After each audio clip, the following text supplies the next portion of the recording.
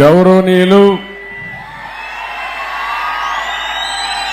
మన నియోజకవర్గాన్ని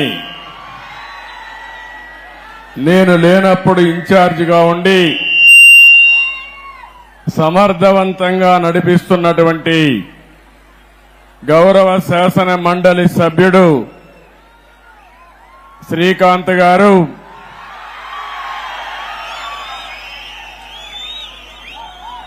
గౌరవనీయులైనటువంటి పిఎస్ మునిరత్నం గారు, అన్ని మండలాల అధ్యక్షులు, గౌరవ మున్సిపల్ కౌన్సిలర్లు, సహచర మంత్రివర్గ సభ్యులు రాంప్రసాద్ రెడ్డి గారు,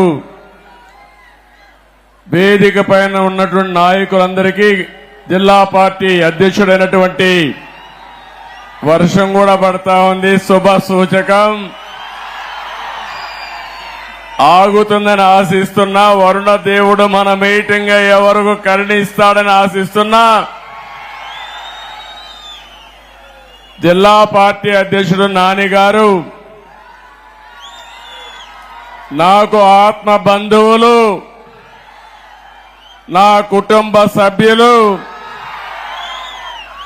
ఎప్పుడు కుప్పంలో ఉండే ప్రజానీకమైతే ఎన్నిసార్లు గెలిపించినా ఇంకా ఎక్కువ మెజార్టీతోనే గెలిపిస్తున్నారు. అలాంటి మీ అందరికీ పేరు పేరున మనస్ఫూర్తిగా నా అభినందనలు, మనస్ఫూర్తిగా ధన్యవాదాలు.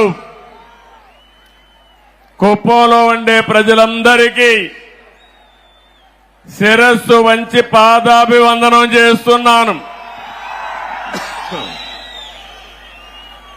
ఈరోజు ఇక్కడికి నేను వచ్చాను. చాలా ఎన్నికల్లో నేను పోటీ చేశాను. ఇది 9వ ఎమ్మెల్యే అయ్యాను.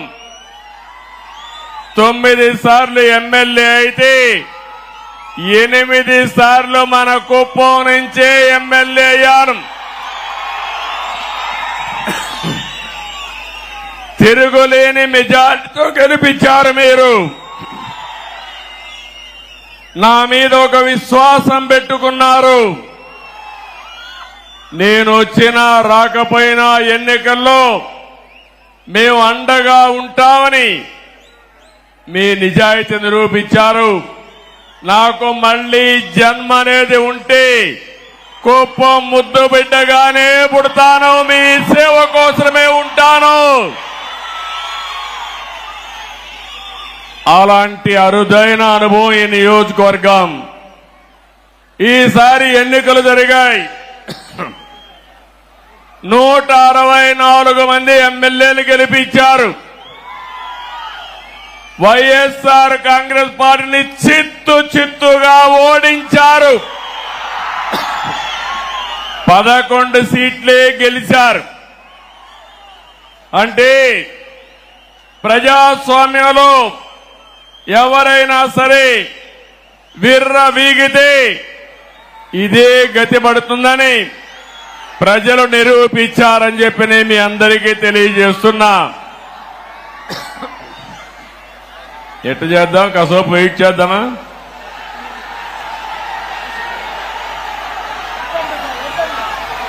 కంటిన్యూ చేద్దామా? 2 నిమిషాలు వెయిట్ చేద్దామా? ఓకే.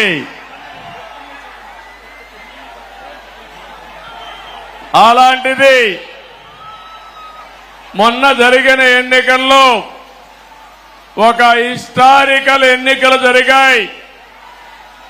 మన చిత్తూరు పార్లమెంటు చూస్తే 7 అసెంబ్లీలకు 7 గెలిపించి తిరుగులేని మెజారిటీ ఇచ్చారు మీరందరూ. రాష్ట్రంలో 25 పార్లమెంట్లో 20 పార్లమెంట్లో 7కు 7 గెలిపించారంటే ఇది ఒక చరిత్ర.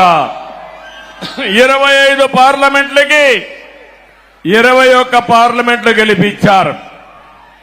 ఈరోజు మీరందరూ ఒకసారి ఆలోచిస్తే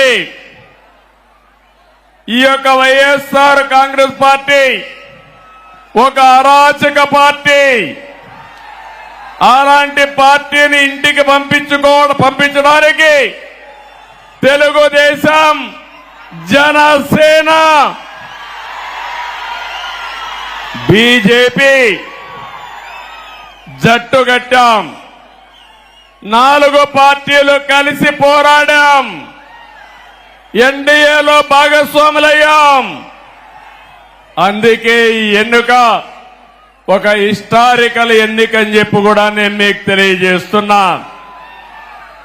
ఇంకో పక్క ఈ ఎన్నిక ద్వారా రాష్ట్ర ప్రజల యొక్క భవిష్యత్తుని తీవ్రంగా రాయబోతున్నామని మరొక్కసారి మీకు విజ్ఞప్తి చేస్తున్నాను.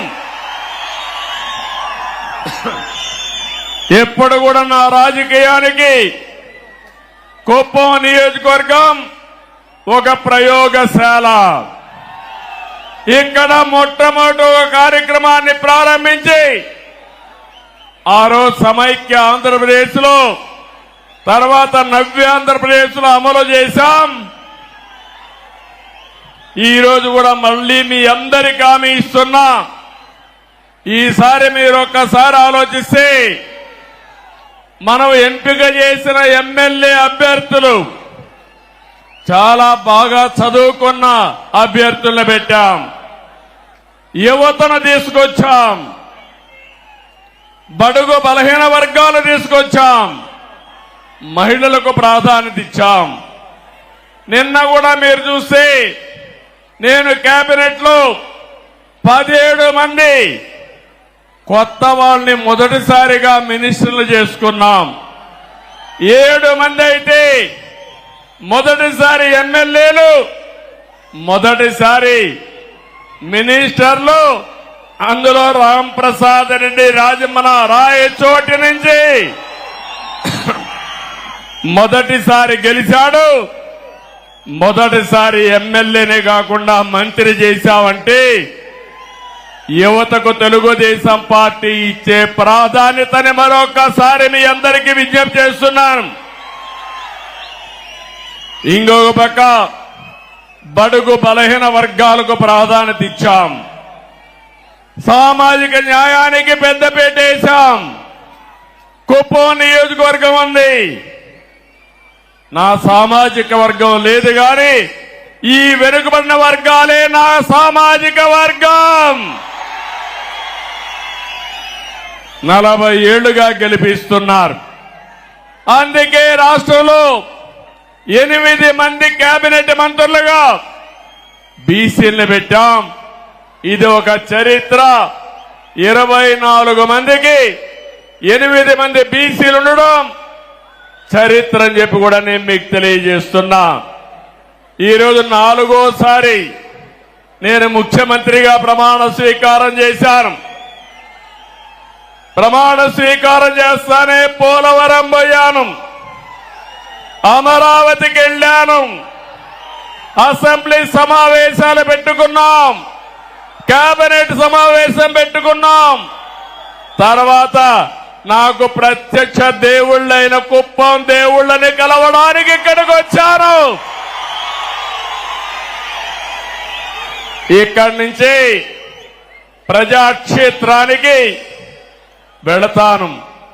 వెళ్లే ముందు మీ ఆశీస్సులు తీసుకోవాలని, మీ అందరితో కలిసి మాట్లాడాలని, మిమ్మల్ని చూడాలనే ఉద్దేశంతోనే నేను ఇక్కడికి వచ్చాను. నేను ఈరోజు ఒకే ఒక విషయం మీ అందరికీ విజ్ఞప్తి చేస్తున్నాను. నేను మీకు రుణపడి ఉన్నాను. 5 ఏళ్లలో మీ రుణం తీర్చుకుంటానని మరొక్కసారి మీ అందరికీ హామీ ఇస్తున్నా, వాగ్దానం ఇస్తున్నా. అన్ని విధాలా అభివృద్ధి చేస్తాను. భగవంతుడు నాకు ఎంత శక్తి ఇస్తే అంత శక్తిని ఉపయోగించి కుప్పాన్ని అగ్రస్థానంలో పెట్టడానికి ప్రయత్నం చేస్తాను. నా జీవితాశయం ఒకటే, పేదరికం లేని సమాజం, జీరో పావర్టీ. ఎక్కడ పేదవాడు ఉంటే అక్కడ ఉంటా మీకు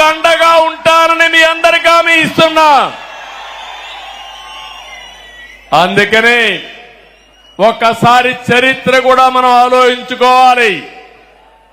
1989లో మొట్టమొదటిసారిగా ఎమ్మెల్యేగా పోటీ చేశారు. ఇక్కడి నుంచి ఇప్పుడే పెద్దలున్నారు, పిల్లలకు తెలియకపోవచ్చు చరిత్ర. నేను ఆ రోజు కుప్పానికి వస్తే నేరుగా పలమనేరు నుంచి ఒకే రోడ్డు కుప్పానికి, అది కూడా సింగిల్ రోడ్డు, టెలిఫోన్లు లేవు, కాలేజీలు లేవు. అందుకే ఆలోచించా చిత్తూరు జిల్లాలో ఒక వెనుకబడిన ప్రాంతం కోసం నేను పని చేయాలని కుప్పం నియోజకవర్గాన్ని ఎంపిక చేసుకున్నానని చెప్పి నేను మీకు తెలియజేస్తున్నా.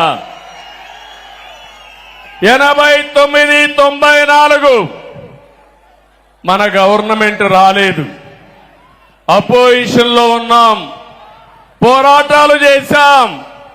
94 నుంచి 2004 వరకు మన ప్రభుత్వం వచ్చింది, అభివృద్ధి చేశాం.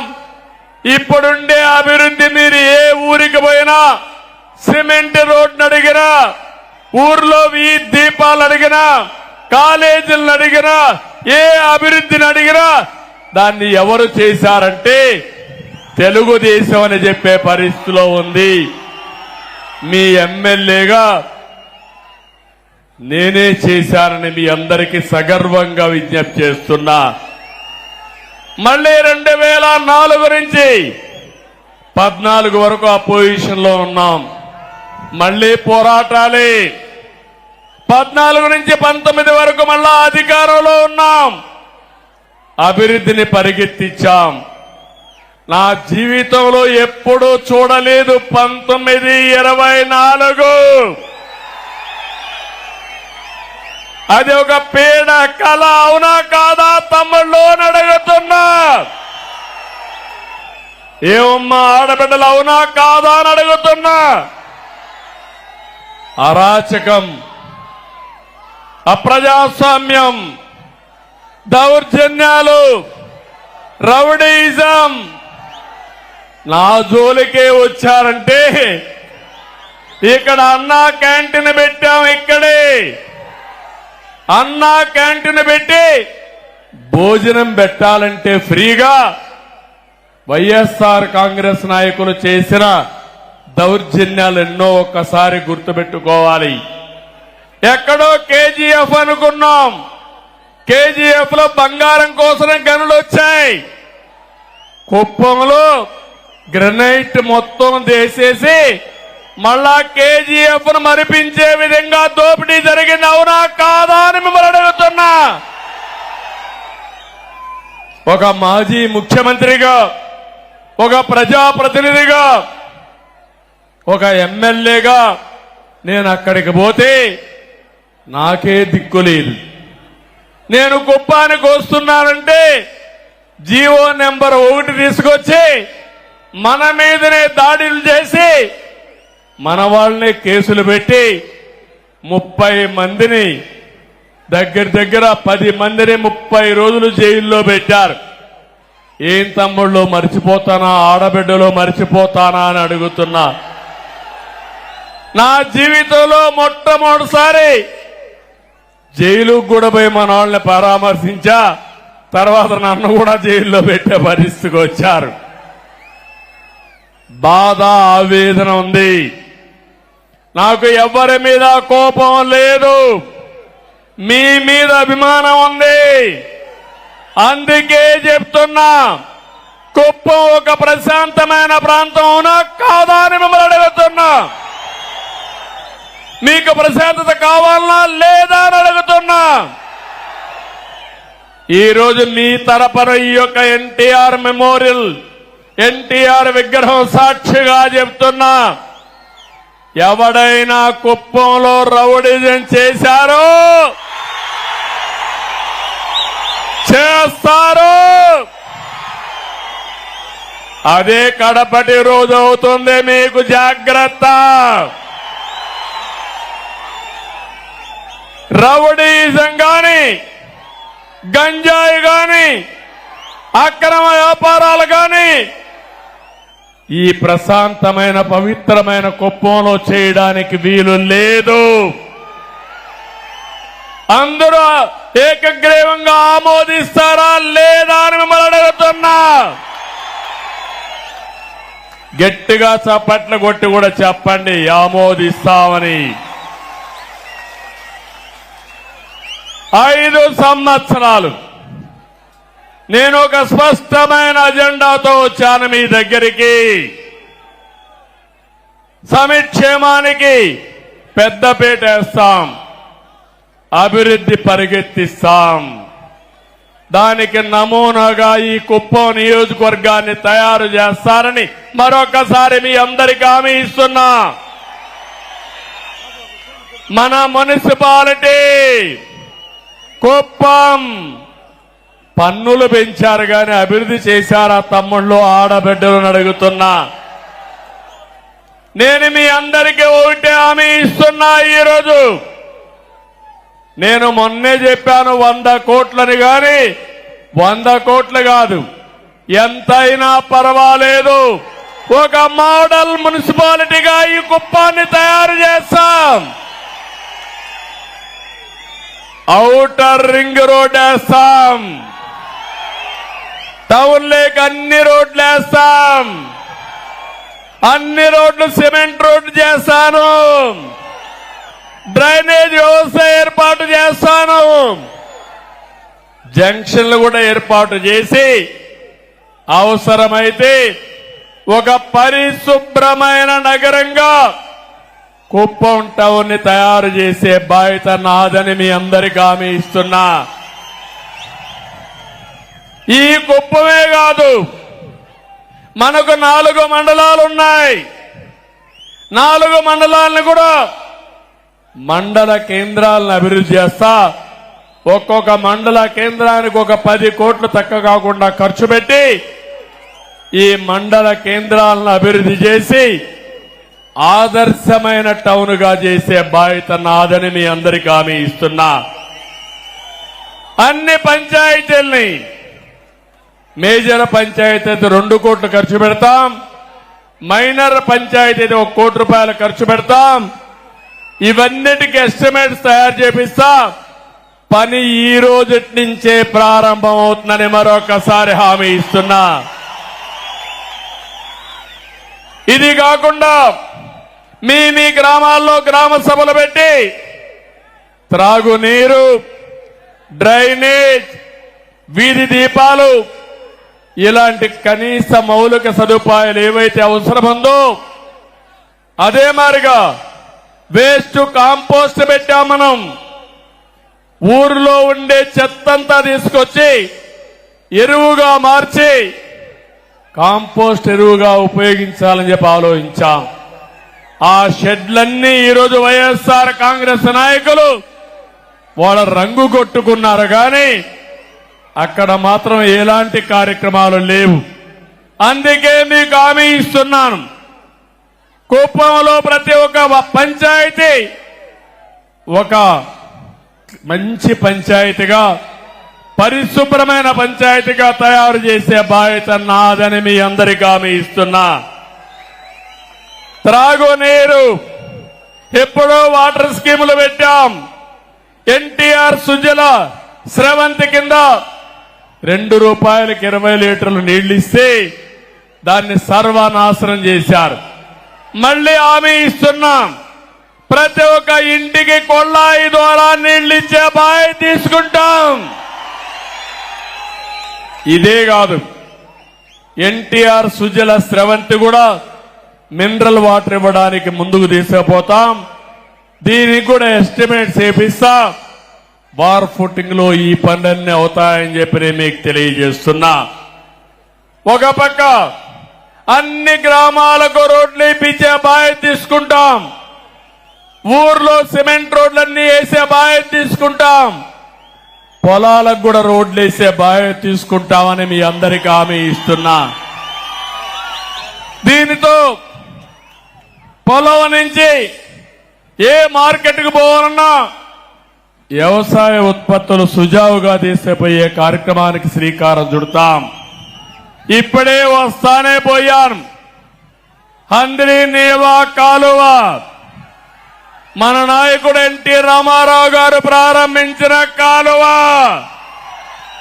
శ్రీశైలం నుంచి 730 కిలోమీటర్లు పరమ సముద్రం మన నియోజకవర్గానికి వస్తుంది. నేను ఆ రోజు 1000 కోట్ల వరకు నీళ్లు తీసుకొచ్చాను. 700 అంటే దగ్గర 30 కిలోమీటర్ మన కాన్స్టిట్యున్సీకి వస్తే 31 కిలోమీటర్లు 1000 కోట్ల తీసుకొస్తే 5 సంవత్సరాలు వైఎస్ఆర్ కాంగ్రెస్ పార్టీ పాలనలో 5 కిలోమీటర్లు తీసుకొచ్చారు నీళ్లు. సినిమా షూటింగ్లు వేశాడు చూశారా తమ్ముళ్ళు? ఆ రోజు సెట్టింగ్లు పెట్టి ట్రాక్టర్లో నీళ్లు తీసుకొచ్చి నీళ్లు కాలువలో పోసి సీఎం పోతాన అవి కూడా బిరక్కెళ్లిపోయే పరిస్థితికి వచ్చారు. ఈ సంవత్సరం కృష్ణా నీళ్లు రావాలా లేదా అని మిమ్మల్ని అడుగుతున్నా. రావాలి అంటే గట్టిగా చెప్పండి కూడా చెప్పండి. చెప్పారు. కాంట్రాక్టర్లపై నుండే ప్రేమ వైఎస్ఆర్ కాంగ్రెస్ పార్టీకి రైతులపైన లేదు. అందుకే అన్ని ప్రాజెక్టులు పడకేశాయి. తొందరలోనే దీనిపైన వైట్ పేపర్ కూడా రిలీజ్ చేస్తున్నా. నేను మీకు హామీ ఇస్తున్నా, రాబోయే రోజుల్లో కుప్పంలో కరువు లేకుండా కరువుకు చెక్ పెట్టే బాధ్యత తెలుగుదేశం పార్టీ తీసుకుంటాం. హంద్రి నీవా నీళ్లు వస్తాయి. అన్ని చెరువులు నింపుతాం. ఇదే కాకుండా యామిగానేపల్లి మాదనపల్లిలో 2 చెరువులు కట్టడానికి కూడా అవకాశం ఉంది. అవి కడితే 1 టీఎంసీ నీళ్లు పెట్టుకునే అవకాశం ఉంది. ఇది కూడా శాంక్షన్ చేపిస్తామని చెప్పి నేను మీ అందరికీ తెలియజేస్తున్నా. ఇదే కాదు, మొత్తం పాలారులో ఎన్ని చెక్ డ్యాములు వస్తాయో అన్ని చెక్ డ్యాములు కడతాం. నీళ్లు నిల్వ పెడతాం. మీ పొలాలకు అవసరమైతే లిఫ్ట్లు పెట్టి తద్వారా నీళ్లు ఇచ్చే బాధ్యత నాది. దీన్ని ఒక పద్ధతి ప్రకారం ఆలోచించాను. సాగునీరు మీకిస్తే బంగారం పండించే రైతాంగం ఇక్కడున్నారు. నేను మొట్టమొదటిసారి ఒక్కసారి వచ్చినప్పుడు చెప్పాను, కుప్పానికి భగవంతుడు మంచి వాతావరణం ఇచ్చాడు, బెంగళూరు క్లైమేట్ ఇచ్చాడు. ఇక్కడి పండని పంటే లేదు. ఇక్కడ అన్ని పంటలు పండుతాయి.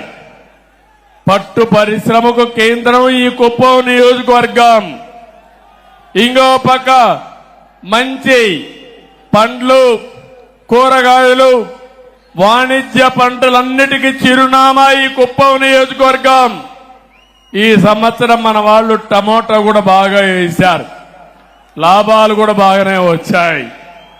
నేను ఒకటే ఆలోచిస్తున్నా, వ్యవసాయ ఆధార పరిశ్రమలు, టమోటా ఉంది, టమోటా నుంచి క్యాచప్ చేయడానికి లేకపోతే టమోటా జ్యూస్ తయారు చేయడానికి ఫ్యాక్టరీలు రావాల్సిన అవసరం ఉంది. ఇంకో పక్క తక్కువ ఖర్చుతో ఎక్కువ నిల్వ చేసే టెక్నాలజీలతో ఇక్కడ కోల్డ్ స్టోరేజ్ కానీ ప్రత్యామ్నాయ మార్గాలు కానీ వస్తే మన వాళ్ళు బ్రహ్మాండంగా టమోటా వేస్తారు, మంచి ఆదాయం వస్తుంది. ఇక్కడ పూలు పండిస్తున్నాం. పూలు కూడా ఈరోజు చూస్తే నేను వస్తే మొత్తం నియోజకవర్గం అంతా పూల వర్షం కురిపించారు. ఈ నియోజకవర్గంలో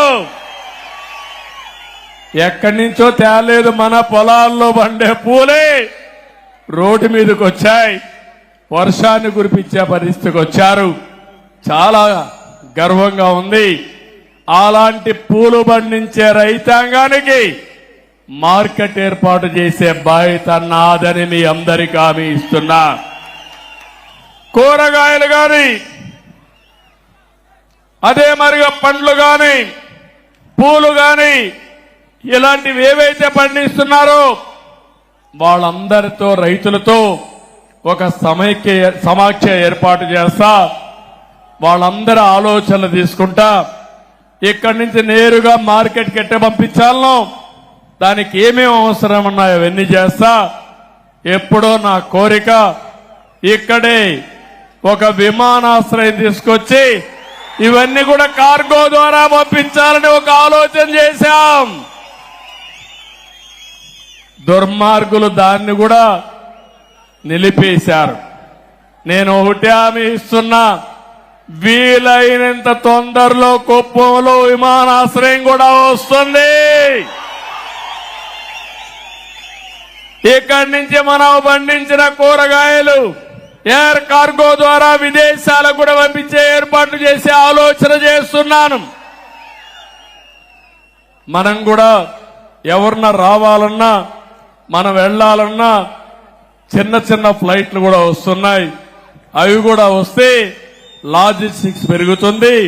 ఇటు బెంగళూరుకి, అమరావతికి, చెన్నైకి ఈ యొక్క ఫెసిలిటీ వస్తుందని చెప్పి కూడా నేను మీకు తెలియజేస్తున్నా. ఇంకో పక్క నేను ఒకటే వ్యవసాయంలో మీ అందరినీ కోరుతున్నాను. ఒక పక్క ప్రతి ఒక్క ఎకరాలో వాణిజ్య పంటలు పండిద్దాం, గిట్టుబాటు ధర ఏర్పాటు చేసే బాధ్యత తీసుకుంటాను, మార్కెటింగ్ వస్తువులు ఏర్పాటు చేస్తాను.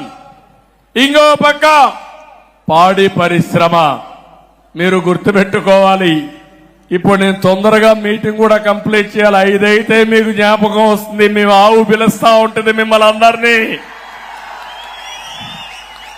ఎందుకంటే పాలు పిండాలి, అది మీ ఎక్కడున్నా మీకు గుర్తొచ్చేస్తుంది. ఆ రోజు నేను ఇంటికి 2 ఆవులు పట్టిస్తానంటే నన్ను ఎగతాళి చేశారు. అవునా కాదా అని అడుగుతున్నా మిమ్మల్ని. ఆ 2 ఆవులే ఈ రోజు మనకందరికి జీవనోపాధి అయింది. కష్టకాలంలో వెసులుబాటు వచ్చింది. అవునా కాదా తల్లి అని మిమ్మల్ని అడుగుతున్నా. ఒకప్పుడు మగవాళ్ల పైన మీరు డబ్బులకు ఆధారపడేవాళ్ళు, ఇప్పుడు మగవాళ్ళు మీ పైన డబ్బులకు ఆధారపడుతున్నారు. అవునా కాదా? అందుకే ఆలోచిస్తున్నా. ఈరోజు 3 లక్షల నుంచి 4 లక్షల లీటర్లు పాలు వస్తున్నాయని చెప్పారు.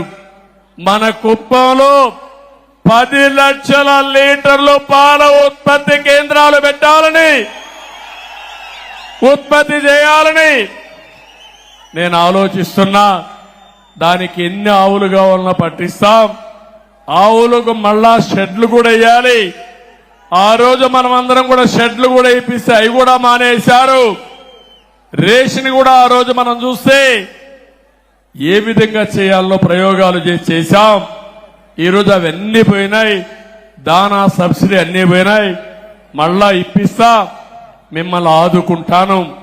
పాడి పరిశ్రమ, కోళ్ల పరిశ్రమ, అవసరమైతే గొర్రెల పెంపకం కూడా ఏది లాభదాయకం అవన్నీ చేస్తాం. ఇవన్నీ చేస్తే మా ఆడబిడ్డలు హనీ కూడా, తేనె కూడా ఉత్పత్తి చేయొచ్చు మన ఊర్లోనే. సిల్క్, మిల్క్, అదే మరి హనీ, ఈ 3 కూడా ఒక అనుబంధ కార్యక్రమాలు కింద చేసుకుంటే మనకు ఆదాయం వస్తుందని చెప్పి కూడా నేను మీకు తెలియజేస్తున్నా. ఇంకొక పక్కన ఇవన్నీ చేసిన తర్వాత నేను ఒక ఆలోచన చేశాను. నేను ఆ మాట చెప్పాను, జీరో పావర్టీ.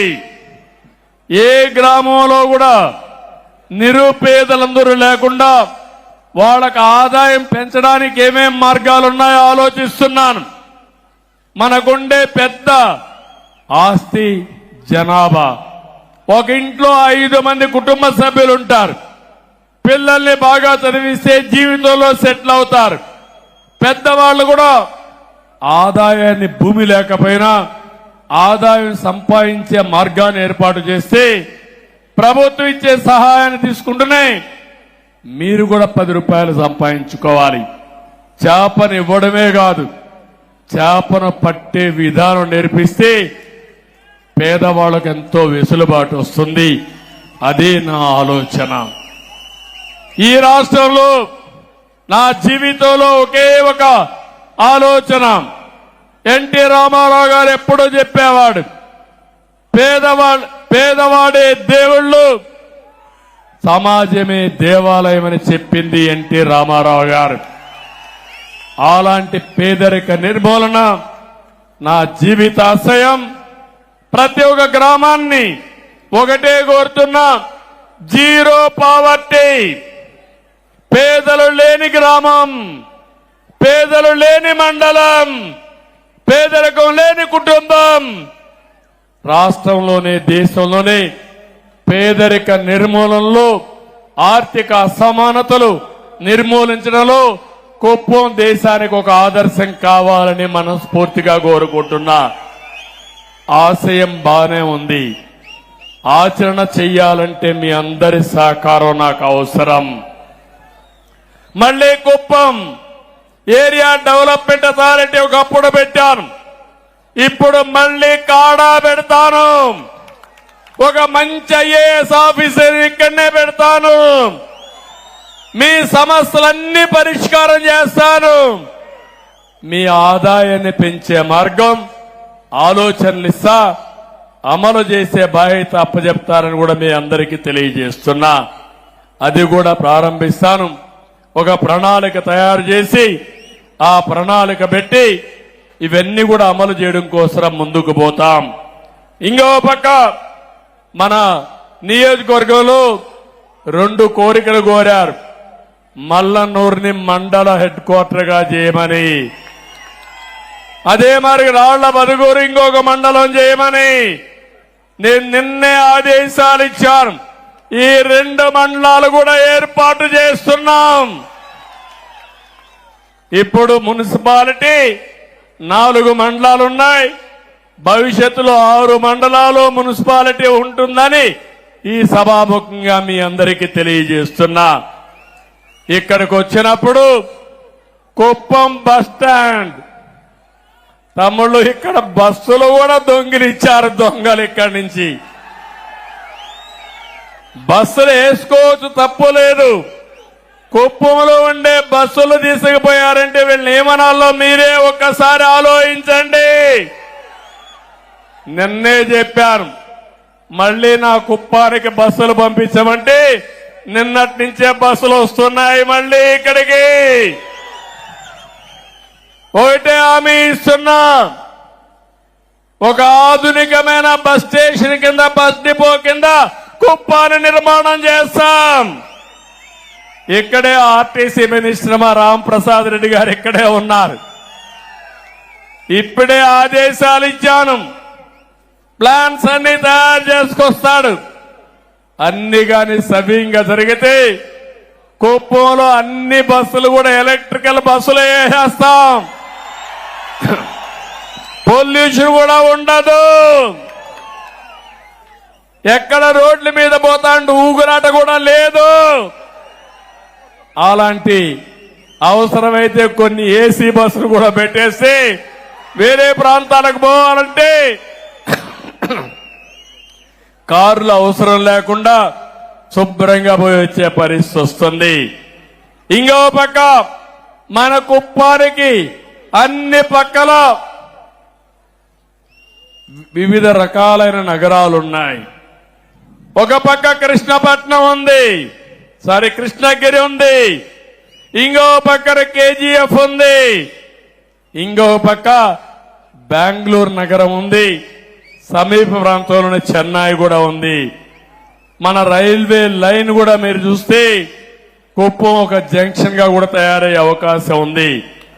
అందుకే నేను ఒకటి ఆలోచిస్తున్నాను, కోట నుంచి వచ్చే రోడ్డుని, పలమనే రోడ్ని ఇప్పుడు డబల్ రోడ్ ఉంది, దీన్ని 4 లేన్ చేసుకోగలిగితే కృష్ణగిరి వరకు బ్రహ్మాండంగా ఉంటుంది. ఇక్కడి నుంచి మిగిలిన రోడ్లు కూడా ఏవైతే ఉన్నాయో అవన్నీ కూడా ఆలోచిస్తున్నాను. ఇక్కడి నుంచి మీరు చూస్తే బెంగళూరు నుంచి హోసూరు వరకు గ్రీన్ ఫీల్డ్ హైవే కింద 4 లేన్ వేసుకుంటే బెంగళూరుకు 1 గంటలోనే పోయే అవకాశం వస్తుందని మా వాళ్ళు చెబుతున్నారు. అది కూడా వస్తే నేరుగా బెంగళూరుకు పోయి బెంగళూరు వాళ్ళు కుప్పానికి వచ్చి వ్యాపారం చేసుకుని సాయంత్రం మళ్లీ వెళ్లిపోతారు బెంగళూరుకి.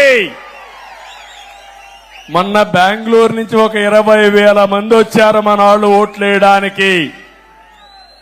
వాళ్లే డబ్బులు ఖర్చు పెట్టి వచ్చారు, తెలుగుదేశం పార్టీకి ఓటేశారు. ఇక్కడే కాదు, అమెరికా నుంచి, ఆస్ట్రేలియా నుంచి, ఆఫ్రికా నుంచి మన ఎన్ఆర్ఐస్ అంతా వచ్చి నెల 2 నెలలు పనిచేసి 4-5 లక్షలు ఖర్చు పెట్టి తెలుగుదేశం పార్టీని గెలిపించారంటే అది వాళ్లకు మన పార్టీ పైన ఉండే అభిమానం. ఈరోజు పక్కనుండే బెంగళూరు నుంచి ఒక 15,000 నుంచి 20,000 మంది కొంతమంది వాళ్ళ ఖర్చులే పెట్టుకొని వచ్చి ఓటేశారు.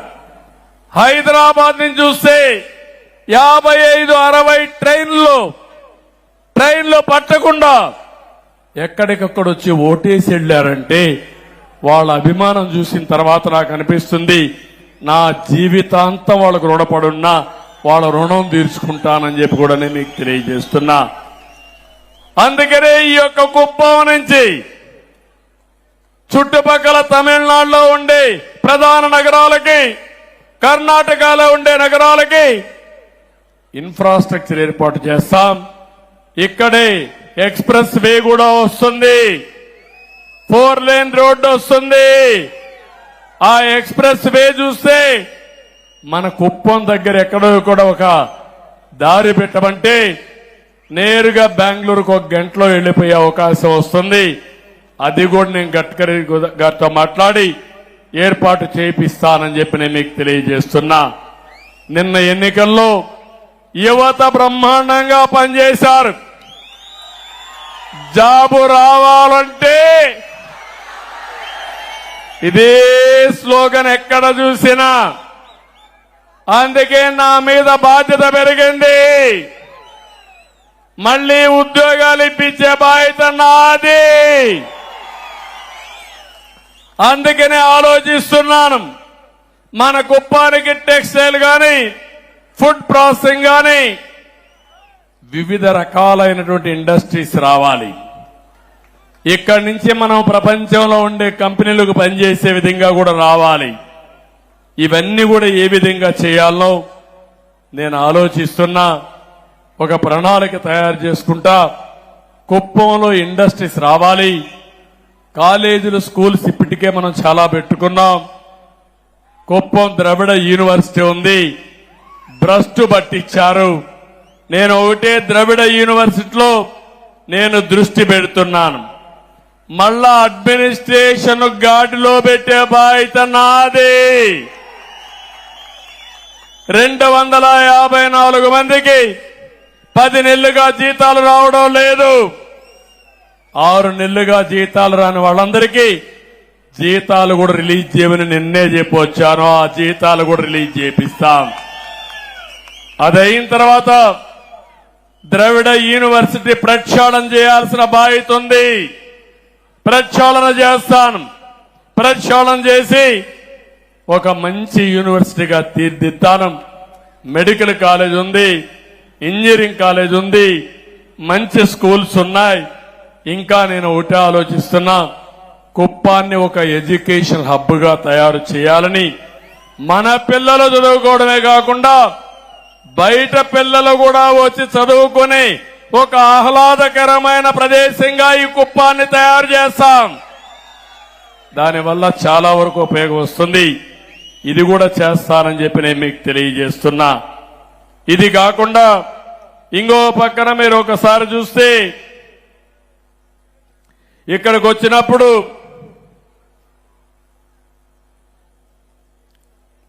నేను కుప్పం విషయం ఇప్పుడే చెప్పాను. ఇది కాకుండా మీరు చూస్తే డిపో విషయం చెప్పాను. ప్రజలకు కొన్ని విషయాలు మీరు చూసినప్పుడు మనం కట్టిన కమ్యూనిటీ బిల్డింగ్స్ కూడా అట్నే పెట్టి వదిలిపెట్టి వెళ్లిపోయారు. వన్యకుల క్షత్రియ భవనం 90% పూర్తయి మిగిలిపోయింది. కురుబ భవనం అసంపూర్తిగా ఉంది. బలిజ కులస్తులకు ఒక భవన నిర్మాణం ఇస్తే అది కూడా నిలిపేసే పరిస్థితికి వచ్చారు. వాల్మీకి భవనం పూర్తి అయింది, దీన్ని కూడా అభివృద్ధి చేయాలి. గాండ్ల కులస్తులకు ఇచ్చిన భవనం కూడా పూర్తి చేయాలి. ఎస్సీ కమ్యూనిటీ హాల్లో కొత్త కమ్యూనిటీ హాల్ కూడా నిర్మించాల్సిన అవసరం ఉంది. ఇవన్నీ కూడా ఈ కమ్యూనిటీ హాల్స్ ఉంటే అక్కడ కమ్యూనిటీ ఫంక్షన్స్ పెట్టుకోవడమే కాకుండా వాళ్ళకు అవసరమైతే పెళ్లిళ్ళు ఇవన్నీ కూడా పెట్టుకోవడానికి ఉపయోగపడతాయి. ఆ తర్వాత అక్కడే సమావేశాలు పెట్టుకుని వాళ్ళ అభివృద్ధికి ఆలోచనలు చేసే కార్యక్రమానికి కూడా శ్రీకారం చుట్టే అవకాశం ఉంది. ముస్లింల కోసం నిర్మించిన షాదీఖానా కూడా నిరుపయోగంగా ఉంది. వాళ్ళు కూడా షాదీఖానా కావాలని అడుగుతున్నారు. వాళ్ళదే కాకుండా వడ్డెరా మొదలయ్యారు కూడా ఇచ్చాం, అక్కడ కూడా బిల్డింగ్లన్నీ పూర్తి కాలేదు. ప్రతి ఒక్క కులస్తులకు ఇచ్చిన కమ్యూనిటీ బిల్డింగులకి ఆర్థిక సహాయం చేసి పూర్తి చేసే బాధ్యత నేను తీసుకుంటాను. ఆ తర్వాత మీరందరూ చేయాల్సింది, మీరు ఆ సమావేశాలు పెట్టుకుని మీ కమ్యూనిటీ అభివృద్ధి కోసం మీరు కృషి చేయండి. నేనేం చేయాలనో చేసే పరిస్థితి నేను తీసుకొస్తా. అన్ని కులాల్లో ఉండే పేదవాళ్ళని, అన్ని మతాల్లో ఉండే పేదవాళ్ళని పైకి తీసుకొచ్చే బాధ్యత తెలుగుదేశం పార్టీది.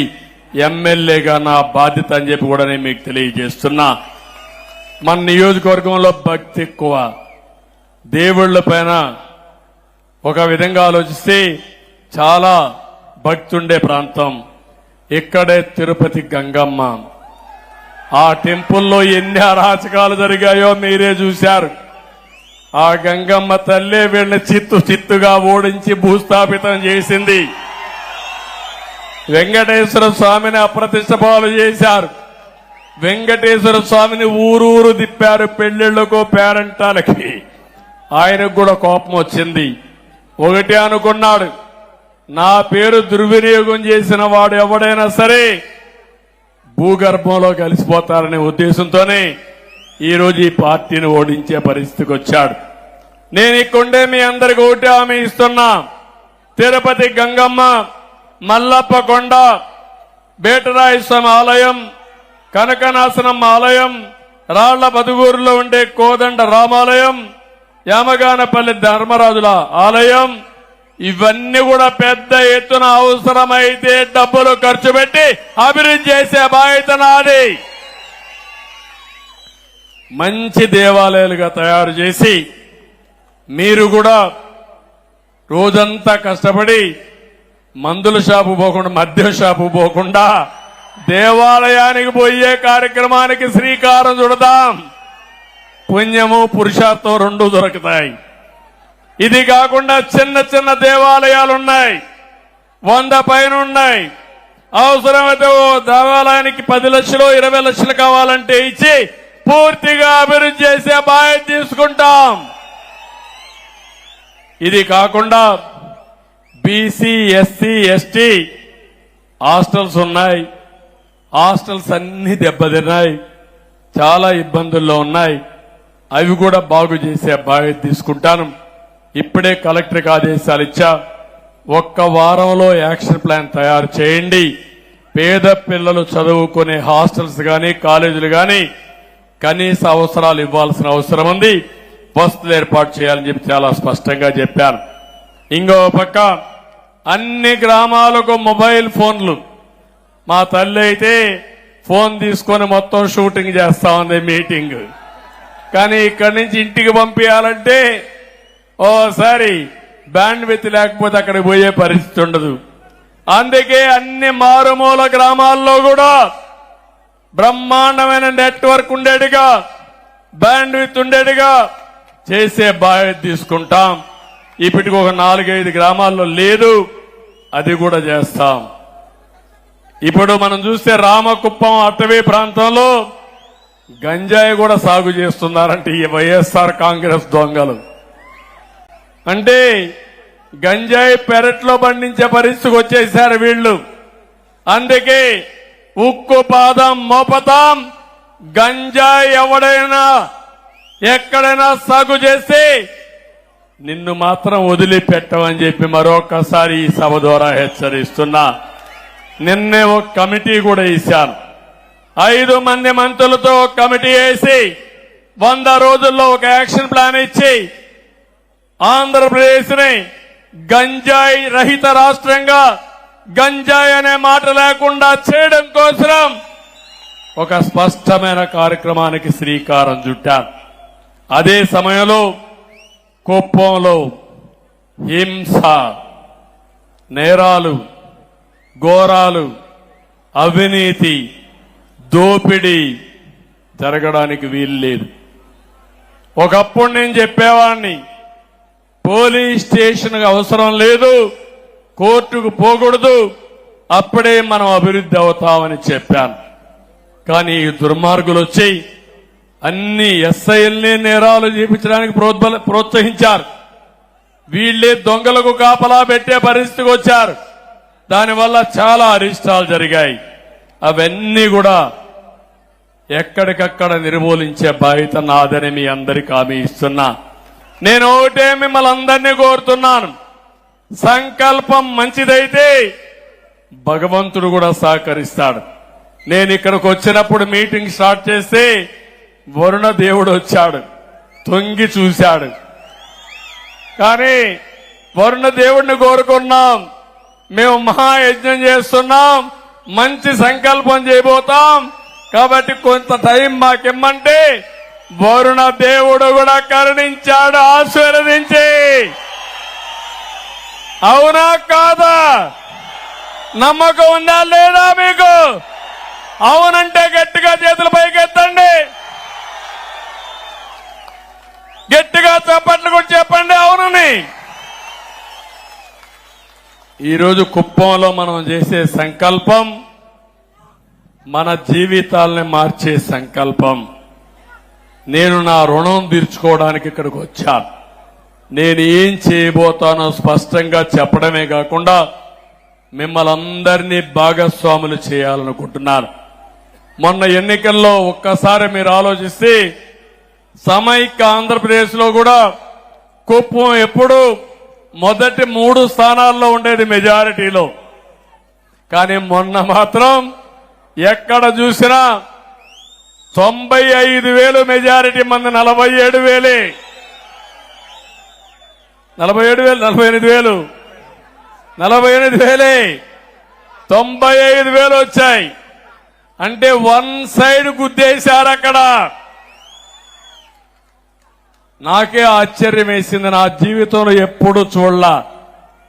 ఎట్లా పడ్డాయి ఓట్లంటే వైఎస్ఆర్ కాంగ్రెస్ పార్టీ చేసిన అరాచకాలు చూసిన తర్వాత ఇప్పుడు గాని మనం స్పందించకపోతే మనకు భవిష్యత్తు లేదనే ఉద్దేశంతో గాజువాకలో 95,000 మెజారిటీతో గెలిపించారు తెలుగుదేశం పార్టీ ఎన్డీఏ అభ్యర్థుల్ని. రెండోది పక్కనే భీముల్లో 93,000 94,000తో గెలిపించారు.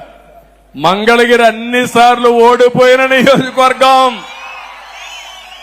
91,000 మెజారిటీతో గెలిపించారు. లొకేషన్ 3వ స్థానంలో. పవన్ కళ్యాణ్ గారు నిలబడిన నియోజకవర్గం 71,000 మెజారిటీ. ఓట్లే ఓట్లు, గుద్దుడే గుద్దుడు, ఎవరికి అర్థం కాలేదు ఇది. 57% 1 సైడ్ ఓట్లే వేశారు. ఇంకో పక్క ఉద్యోగస్తులైతే పోస్టల్ బ్యాలెట్ చూస్తే 1 సైడ్ ఓట్లే వేశారు అందరూ కూడా. మహిళలు కూడా బ్రహ్మాండంగా ఓట్లేశారు. బీసీలు అయితే 1 సైడ్ ఓట్లేశారు.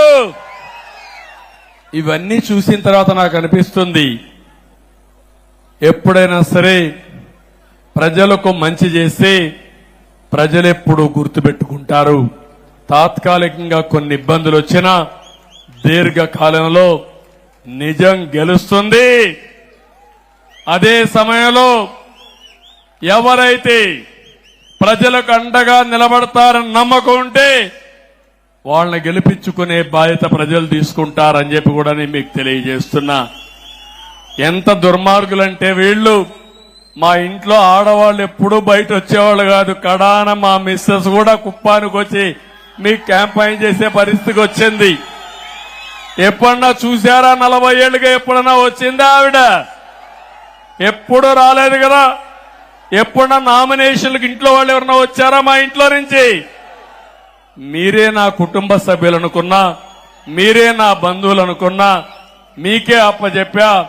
మొన్న వీళ్ళు చేసిన అరాచకానికి ఇంట్లో ఆడవాళ్లు కూడా బయట వచ్చే పరిస్థితి వచ్చారు. అది మా కుటుంబం కూడా బయట వచ్చి క్యాంపెయిన్ చేసే పరిస్థితికి వచ్చింది. ఏది ఏమైనా ఇంకా రాబోయే రోజుల్లో అన్ని మంచి శకునాలే, రాష్ట్రానికి మంచి జరగాలి. కానీ సమస్యలు కూడా బోలెడన్ని ఉన్నాయి. నేను మొయ్యలేనంత భారం ఉంది, ఆ విషయం కూడా మీరు గుర్తుపెట్టుకోవాలి. మీకు కనపడినంత ఆశాజనకంగా లేదు. ఖజానా ఖాళీ అయిపోయింది.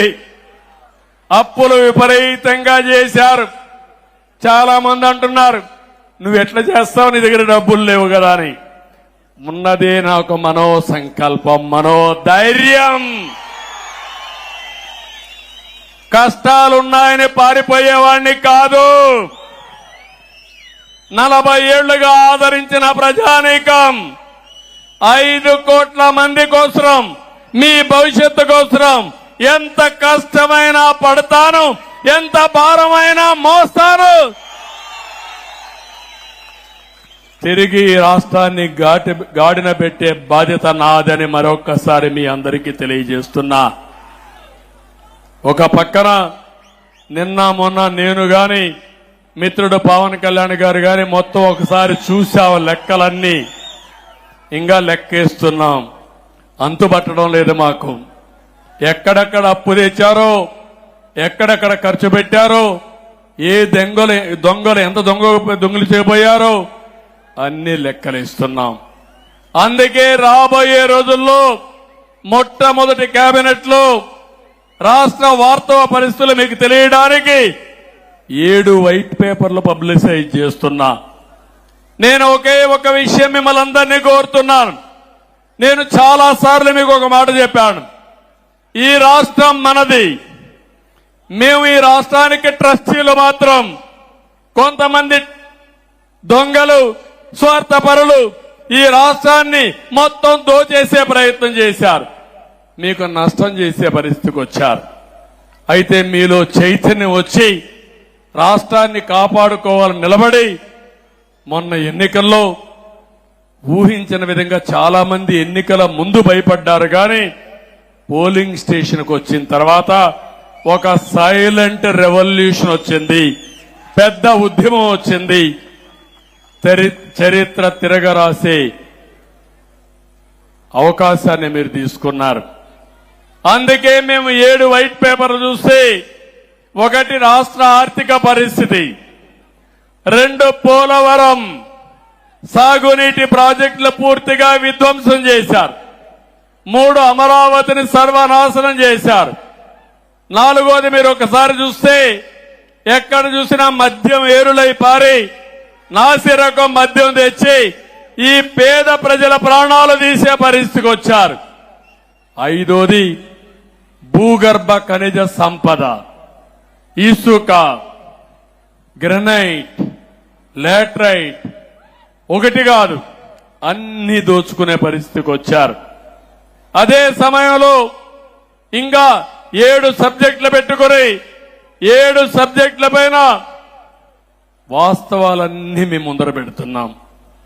అదే సమయంలో మీరు ఒకసారి ఆలోచిస్తే, మేమేదో ఇంకొక విధంగా వాళ్ళు చేయలేదని బ్లేమ్ చేస్తూ ఇంట్లో కూర్చోవడం కాకుండా, నేను ఒక మాట చెప్పాను, మొదటి 3 సంతకాలు పెడతానని ఆ రోజు మీ అందరికీ హామీ ఇచ్చాను. తర్వాత మీరు చూస్తే మొదటి సంతకం మా తమ్ముళ్ల ఉద్యోగాల కోసం మెగా డిఎస్సి, దగ్గర 16,346 ఉద్యోగాలకు మొదటి సంతకం పెట్టాను. మొదటి కేబినెట్ మీటింగ్ లోనే విధి విధానాలకు శ్రీకారం చుట్టాం. తొందరలోనే ఉద్యోగ నియామకాలు చేసి మొట్టమొదటిసారిగా డిఎస్సి ద్వారా మా తమ్ముళ్ళకి నిరుద్యోగులకు ఉద్యోగాలు ఇచ్చే బాధ్యత మాది. అన్ని రకాలైన టీచర్ పోస్టులు ఇస్తున్నాం. అదైన తర్వాత పేదవాళ్ల కోసం పింఛను పెంచడం, పేదవాళ్లకు పింఛన్లు ఇచ్చే విధానానికి శ్రీకారం చుట్టింది నందమూరి తారక రామారావు గారు. మొట్టమొదటిసారిగా 35 రూపాయలు ఆయన పింఛను ప్రారంభించారు. దాన్ని 75 రూపాయలు చేశాను.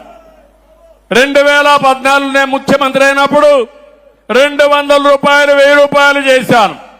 1000 రూపాయలు 2000 రూపాయలు చేశాను. అంటే 200ని 10 రెట్లు పెంచి 2000 రూపాయలు చేశాం ఈ పేదవాళ్ల కోసం. ఇప్పుడు మళ్ళీ 3000 ఉంటే 4000 రూపాయలు చేశాను. ఏప్రిల్ నుంచి ఇస్తానన్నాను. అందుకే 65,30,000 మందికి జూలై 1 తారీఖున 7,000 రూపాయలు డబ్బులు ఇచ్చే బాధ్యత.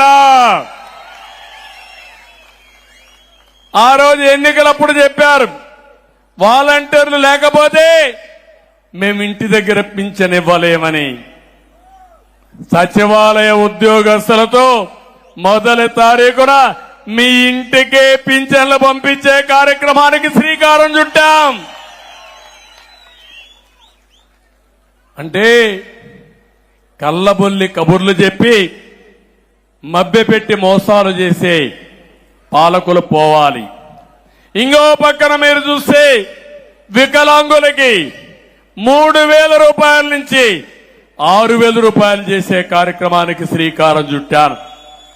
కొంతమందిని చూశాను, ఇంట్లో నుంచి బయట రాలేరు, నడవలేరు, ఇంట్లో ఒకరు వారికి సేవలు చేయాలి. చాలా మంది అలాంటి వాళ్ళు ఉంటారు. అందుకనే ఒక 20,000 30,000 మంది ఉంటే వాళ్లకు నెలకు 15,000 రూపాయలు ఇచ్చే కార్యక్రమానికి శ్రీకారం చుట్టాం. డబ్బులు ముఖ్యం కాదు, మానవత్వం ముఖ్యం. పేదవాడికి అండగా ఉండడం అవసరం. అందుకే ఈ కార్యక్రమానికి శ్రీకారం చుట్టాం. కొంతమందికి 10,000 రూపాయల పింఛన్ ఇస్తున్నాం. ఇంత ఇస్తున్నామంటే ఈ ప్రభుత్వానికి పేదవాళ్లపై నుండే ప్రేమ అని చెప్పి నేను మీకు తెలియజేస్తున్నా.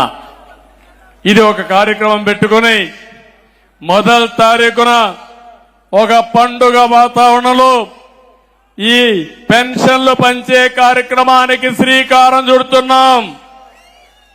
మీరందరూ కూడా నిండు మనసుతో ఆశీర్వదించండి.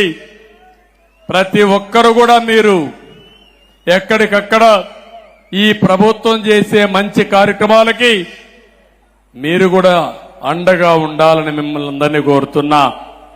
3వ కార్యక్రమం ల్యాండ్ టైటిలింగ్ యాక్ట్.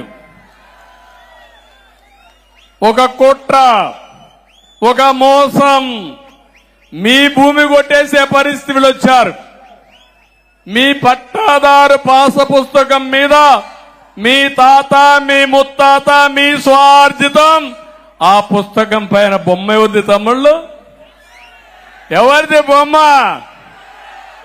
ఇప్పుడు నా బొమ్మ వేసుకోవాలా? నేను వేసుకుంటానా? నేను అంటే మీ భూమి పైన నా బొమ్మ వేసుకుంటావా నువ్వు?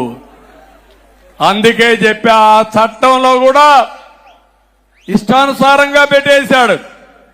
అంటే ల్యాండ్ టైటిలింగ్ ఆఫీసర్ ఒకడు ఉంటా అంట రిజిస్ట్రేషన్ కి, టైటిల్ రిజిస్ట్రేషన్ ఆఫీసర్. వాడెవడో తెలియదు. అప్పలెంట్ అథారిటీ వాడెవడో తెలియదు. ఏదైనా జరిగితే నువ్వెవరన్నా ఈ భూమి నాదంటే ట్రిబ్యునల్కి వెళ్ళిపోతుందంట. ఇంకా మీ బతుకులు ఏమవుతాయో మీరు ఆలోచించుకోండి. ఇంకో పక్క నేరుగా హైకోర్టుకే పోవాలి. ఇంకే కోర్టు లేదు, అందరూ అమరావతి క్యూ కట్టాలి. ఎంతమంది హైకోర్టు పోతారని అడుగుతున్నా. అందుకే చెప్పా, ఈ చట్టం నల్ల చట్టం, దీన్ని రద్దు చేస్తానని చెప్పి రద్దు చేయడానికి మొన్నే తీర్మానం చేశాం. కరెక్ట్ అవునా కాదా? కరెక్ట్ అవునా కాదా? అది రద్దయిపోతుంది. మీ పట్టాదారు పాసు పుస్తకం పైన ఇంకా బొమ్మ ఉంది. ఏం చేయమంటారా బొమ్మని? ఏం చేయమంటారా బొమ్మని? అన్ని పట్టాదారు పుస్తకాలు మారస్తా, బొమ్మ తీసేస్తా, రాజముద్రతో మీ భూమి మీకు ఇస్తానని మీకు హామీ ఇస్తున్నా. రాయి పైన కూడా బొమ్మ వేసుకున్నాడు. ఆ రాళ్లతో ఎవరిని కొట్టాలో నాకు తెలియడంలే. ఏంటి అరాచకాలు నాకైతే అర్థం కావడం లేదు. కడాన పుట్టిన తేదీ సర్టిఫికెట్ ఇమ్మంటే దానిపైన కూడా బొమ్మ. చాలా అరాచకాలు జరిగాయి. ఇంకా నిన్న మొన్న చూస్తున్నారు అరాచకాలు, ప్యాలెస్ల కథ చూస్తున్న తర్వాత మాట్లాడదాం. అవన్నీ ఇప్పుడు నేను మాట్లాడను. అందుకని నేను మిమ్మల్ని అందరినీ ఇవన్నీ చేసి ఈరోజు మీకు అందరికి ఒకటి ఇస్తున్న ఈ మూడే కాదు, నాలుగోది ఏదైతే ఈరోజు రాష్ట్రంలో అన్నా క్యాంటీన్ పెడతానని ఆ రోజు చెప్పారు. 203 ప్లేసుల్లో శాంక్షన్ చేశాం, 183 ప్రారంభించాం. వీళ్ళు వచ్చిన తర్వాత అవన్నీ కూడా ఇష్టానుసారంగా చేసి దెబ్బతీసే పరిస్థితికి వచ్చారు. అందుకే అన్ని రిపేర్లు చేయమన్నాం. ఒకేసారి 183 అన్నా క్యాంటీన్లు ఓపెన్ చేస్తామని హామీ ఇస్తున్నాను, అనౌన్స్ చేస్తున్నాను. ఆ తర్వాత ఇంకా అవసరమైతే అవసరం కొద్దీ అన్నా క్యాంటీన్లు పెంచుతాం. ఈ అన్నా క్యాంటీన్లు పెంచి దీనికి ఒక ఏర్పాటు కూడా చేస్తున్నాం. ఎవరైనా మీరు పుట్టిన తేదీన 10 మందికి భోజనం పెట్టాలంటే కుప్పంలో ఉండే అన్నా క్యాంటీన్ పెట్టచ్చు, జిల్లాలో ఉండే అందరికీ కావాలంటే పెట్టచ్చు. ఇంకా శక్తి ఉంటే రాష్ట్రంలో ఉండే అందరికీ పెడితే మీ ఫోటో కూడా అక్కడ వేసి అవసరమైతే మీరు మాట్లాడాలంటే ఫోన్లో కూడా మీరు వాళ్ళతో మాట్లాడి మీకు ఓపికంటే అక్కడ పోయి సర్వ్ చేసే అవకాశం ఇచ్చి పేదవాళ్లతో అనుసంధానం కావాలని నేను కోరుకుంటున్నా. సమాజ సేవ కోసం ఒక యుగ పురుషుడు ఎన్టీ రామారావు గారు టీటీడీలో అన్నదానం పెడితే 1,00,000 మందికి ఈరోజు ఫ్రీగా అన్నదానం చేస్తూ ఇప్పటికే 1,000 కోట్ల రూపాయలు ఫిక్స్డ్ డిపాజిట్ ఉంది. మంచి కార్యక్రమానికి ఎప్పటికి కూడా ఏమాత్రం అవరోధాలు ఉండవు. తప్పకుండా ఈ అన్నా క్యాంటీన్ ఒక మంచి కార్యక్రమం. దీన్ని లాజికల్ గా తీసుకెళ్తాం. ఇక్కడ రవిని నేను మనస్ఫూర్తిగా అభినందిస్తున్నా. ఎన్ని ఇబ్బందులు పెట్టినా చాలా గట్టిగా ఉండి ఇక్కడ విభేదించి అన్నా క్యాంటీన్ సుజావుగా నడిపించిన రవిని మీ అందరి తరపున మనస్ఫూర్తిగా అభినందిస్తున్నానని చెప్పి కూడా నేను మీకు తెలియజేస్తున్నా. ఈ 3-4 కార్యక్రమాలు కాకుండా ఇంకో కార్యక్రమం ఉంటుంది. రండమ్మా.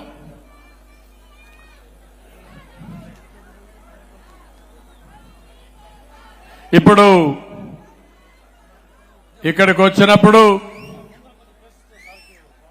ఇక్కడికి మన డాక్రా ఉమెన్ చిత్తూరు జిల్లా వాళ్ళందరూ, నువ్వు మైక్ ఇస్తారమ్మా, నువ్వు మాట్లాడి అప్పుడు చెప్పండి. ముందు మీరు మాట్లాడండి ఏమనుకున్నారని. మైక్ ఇవ్వండి, మైక్ ఇవ్వండి. ఇట్రామ్మా, మైక్ రా. థ్యాంక్ యూ అమ్మా. మాట్లాడండి, నీ పేరు చెప్పి మాట్లాడు. గౌరవనీయులు నారా చంద్రబాబు నాయుడు గారికి నా హృదయపూర్వక నమస్కారాలు. దీనికోసం కదా మనం ఎదురు చూసింది. ఈరోజు ఇంత ఆనందంగా ఉన్నామంటే డ్వాక్రా మహిళల కోసం 25 సంవత్సరాల ముందు సార్ గారు వేసిన విత్తనం మహావృక్షమై ఆ వృక్షం కింద ఎన్నో లక్షల కుటుంబాలు శ్వాస తీర్చుకుంటున్నాయి. ఆ ఆనందాన్ని మీతో పంచుకుంటూ రాజధాని అమరావతి కోసం మా యొక్క ఉడతా భక్తి సహాయం సార్, దీన్ని మీరు స్వీకరిస్తారని మేము కోరుకుంటున్నాం సార్. జై చంద్రబాబు నాయుడు గారు, జై చంద్రబాబు నాయుడు గారు. మొత్తం కొంచెం చిత్తూరు జిల్లా సంఘ సభ్యులైన 4 లక్షల మంది సంఘాలు మొత్తం 4.5 కోట్ల రూపాయలు రాజధాని అమరావతి కోసం విరాళంగా ఇచ్చున్నాం. కనపండి ఇట్లా ఈ పక్క అటు.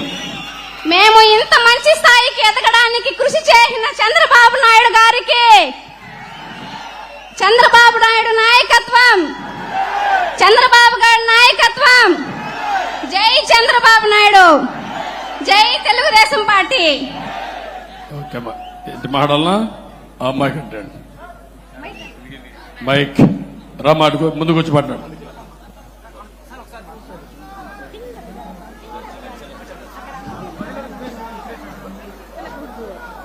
మన ఇంటి ఇలవెల్పు, మన ఆంధ్రప్రదేశ్ రాష్ట్ర నిర్మాత, మన రాజధానిని ఏర్పాటు చేసే సత్తా ఉన్న నాయకుడు, ఏకైక నాయకుడు మన నారా చంద్రబాబు నాయుడు గారికి జై కొడుతూ మనమందరం మన ఆంధ్రప్రదేశ్ తరపున మన ఇంటికి వచ్చిన మన దేవత, మన దేవుడు, ఆరాధ్య దేవునికి వందనం తెలుపుతూ, మన ఇంటికి వచ్చిన మన తండ్రి లాంటి వారికి నమస్కరిస్తూ, మా అన్న చంద్రబాబు నాయుడు సార్ గారికి మా సంఘ మహిళలందరి తరపున మన సంఘాలను ఏర్పాటు చేసి చిన్న చిన్న సంస్థల నుండి పెద్ద సంస్థల వరకు ప్రతి ఒక్క ఆఫీస్లోనూ, ప్రతి ఒక్క సంఘంలోనూ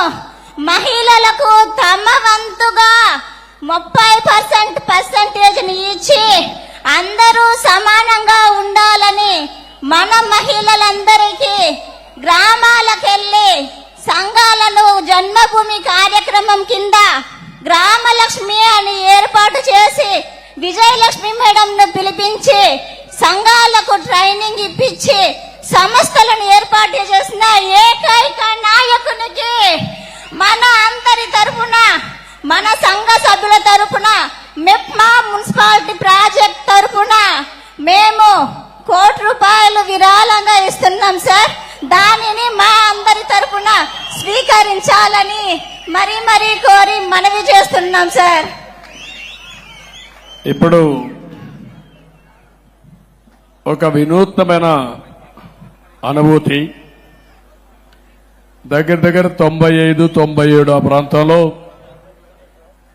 నేను డాక్రా సంఘాలను ఏర్పాటు చేశాను. డాక్రా సంఘాలు స్వయం సహాయక సంఘాలు. అంత మునుపంతా కూడా కోఆపరేటివ్ ఉంటే దీనివల్ల గవర్నమెంట్ పెత్తనం ఎక్కువ ఉంటుంది. ఆ పెత్తనం లేకుండా వాళ్లే రెగ్యులేట్ చేసుకునే విధంగా 10 మంది కంటే మించకుండా మాక్సిమం 10 కంటే తక్కువ 10-11 వరకు పెట్టి సంఘాలను ఏర్పాటు చేశాం. సమైక్య ఆంధ్రప్రదేశ్లో ఏర్పాటు చేసిన సంఘాలు ఒక బలమైన సంఘాలుగా తయారైనాయి. భారతదేశానికి ఒక ఆదర్శంగా తయారైనాయి. ప్రపంచమంతా వెళ్లే పరిస్థితికి వచ్చారు. వీళ్ళకు భాష రాకపోయినా అక్కడికి పోయి ట్రైనింగ్ ఇచ్చే పరిస్థితి వచ్చింది. నేను చేసింది ఆ రోజు వీళ్ళు చేసే కార్యక్రమాన్ని ప్రోత్సహించడం. వాళ్ళు రూపాయి పొదుపు చేసి నేను రూపాయి రివాల్వింగ్ ఫండ్ ఇచ్చాను. ఆ డబ్బులు వడ్డీకి వాళ్లే మార్చుకుని ఎక్కడికక్కడ ఇది పెంచుకుంటూ మళ్లీ ఎన్నికలప్పుడు పసుపు కుంకుమ కింద ప్రతి ఒక్క మహిళకు 10,000 రూపాయలు ఇచ్చిన పార్టీ తెలుగుదేశం పార్టీ. ఇదే కాకుండా వడ్డీ లేని రుణాలు ఇచ్చి వీళ్ళని ప్రోత్సహించాను. కానీ ఎన్నో ప్రభుత్వాలు మారాయి కానీ మా డాక్రా సంఘాలను మాత్రం ఎవ్వరూ ఏమీ చేయలేకపోయారంటే అది నేనేసిన పటిష్టమైన ఫౌండేషన్. ఎవరు కూడా షేక్ చేయలేకపోతున్నారు. ఒకవేళ షేక్ చేయాలంటే వాళ్లే షేక్ అయిపోతారు కాబట్టి భయపడి ఎవరూ రాలేదు. నేను నాటిన చెట్టు, నేను నాటిన మొక్క ఈరోజు పెద్దదై ఒక చిత్తూరు జిల్లాలో 3,50,000 మంది గ్రామీణ SGH అంటే సెల్ఫ్ హెల్ప్ గ్రూపులు, రెండోది 1,00,000 మంది అర్బన్ పట్టణ ప్రాంతంలో ఉండే ఎస్సీజీ సెల్ఫ్ హెల్ప్ గ్రూపులు రెండూ కలిపి 4,50,000 మంది ఒక మాట అనుకుని మనిషికి 100 రూపాయలు చొప్పున 4,50,00,000 రూపాయలు అమరావతి రాజధానికి ఇచ్చారు. ఇది స్ఫూర్తి. 100 రూపాయలు వాళ్ళకి ఎక్కువ కాదు. 100 రూపాయలు ఇవ్వగలిగే శక్తి ఉంది, మనసుంది. నేను అందుకే ఆలోచిస్తున్నాను, మన రాష్ట్రంలో 1,20,00,000 మంది సెల్ఫ్ హెల్ప్ గ్రూపులున్నారు. డాక్రా సంఘాలు, డాక్వా సంఘాలున్నాయి. మా ఆడబిడ్డలకు హామీ ఇస్తున్నా, మిమ్మల్ని అందరినీ లక్షాధికారులు చేయడానికి ఏం చేయాలో ఒక కార్యక్రమాన్ని ఆలోచిస్తున్నారు. కేంద్రం ఒక పథకాన్ని ఇచ్చారు. 3 లక్షల మంది పేద మహిళల్ని లక్షాధికారులు చేస్తామన్నారు. ఆ 3 లక్షల మంది 3 కోట్ల మందిలో ఒక 60-70 లక్షల మంది మినిమం మన ఆంధ్రప్రదేశ్ లక్షాధికారులు చేస్తారని ఆ కార్యక్రమానికి శ్రీకారం చుడతాం. మళ్లీ పూర్వ వైభవం తీసుకొస్తాను. మీ దగ్గర ఆర్థికంగా సంపాదించే మార్గాన్ని చూపిస్తా. మీ అందరికీ మళ్ళా మీ అందరికీ ఇంట్లో ఖజానా తాళాలు మీకు వచ్చేట్టుగా, బాగా డబ్బులు సంపాదించేట్టుగా ఏం చేయాలో చేస్తా. కేంద్రంలో కూడా వెసులుబాటు వస్తుంది. తప్పకుండా మా ఆడబిడ్డల్ని మళ్లీ పైకి తీసుకొచ్చి ప్రపంచానికి ఒక ఆదర్శంగా చేస్తారని మీ అందరికీ హామీ ఇస్తూ, ఇలాంటి కార్యక్రమాలు చూసినప్పుడు ఒక ఆనందం, ఒక తృప్తి, ఇవన్నీ కూడా వస్తున్నాయి. ఈరోజు మిమ్మల్ని చూస్తే మీరు ఎవరు వదిలిపెట్టే పరిస్థితిలో లేరు.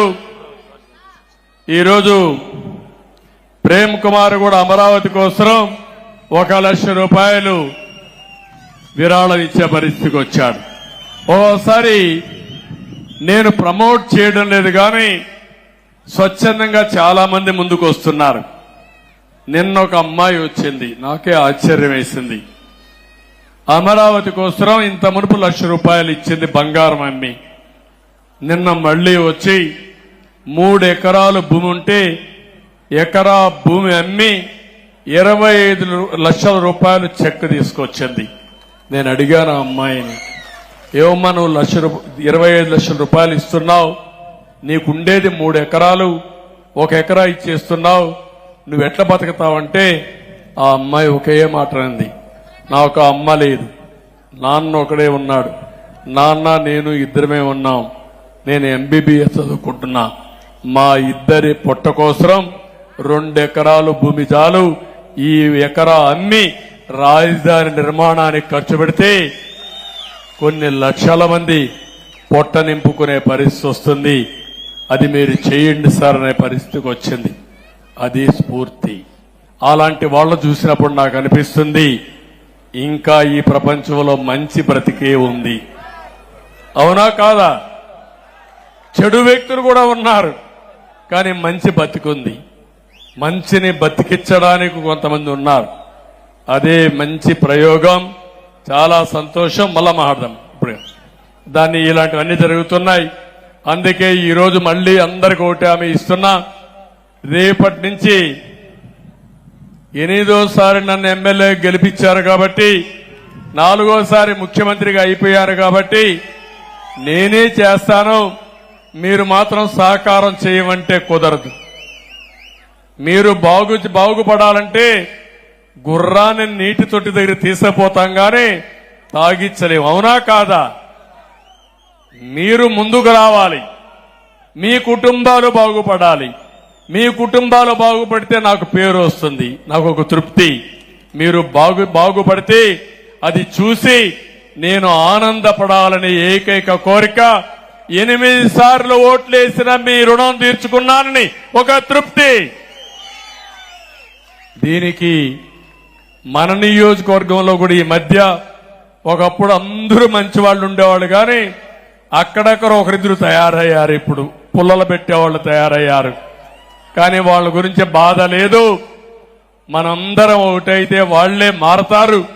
మారకపోతే మారుస్తాం. దాని గురించి నాకు బాధ లేదు.